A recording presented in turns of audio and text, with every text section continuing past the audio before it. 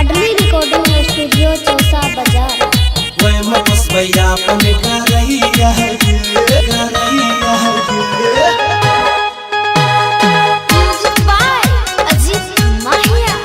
छोड़ी देना खदैया बटैया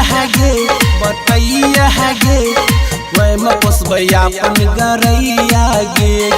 वह मपस भैया अपन करैया गे छोड़ी देना खदैया बटैया गे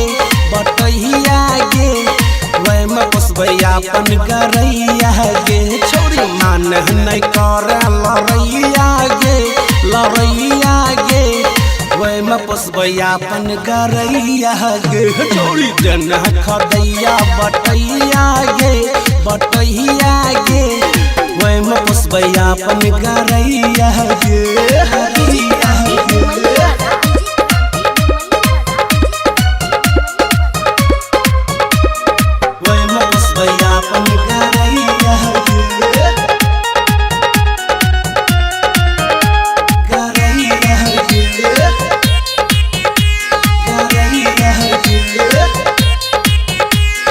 खदैया के चर्चा खूब होई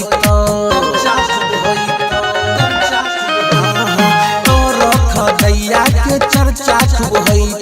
हमरा गरैया जब अइतो गे जइतो हमरा संगे लुपुक चुपुक नहीं कर काटल तहु गाड़ी नहीं पड़े बनल छकिया झगरैया गे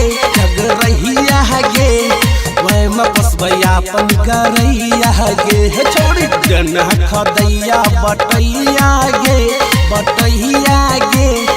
वह मपस भैया अपन करैया गे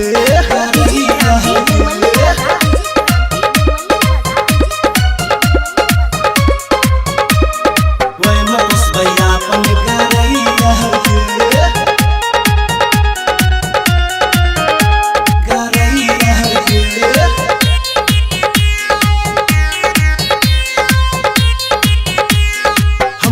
समझा कर छौड़ा नहीं भेटत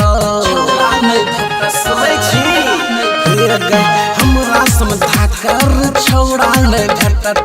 करी ले प्यार सूरतिया गे खिलत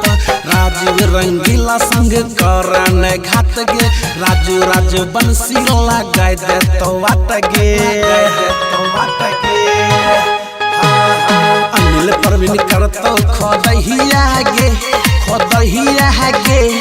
वह मपस भैया अपन करैया गे छोड़ी देना खदैया बटैया गे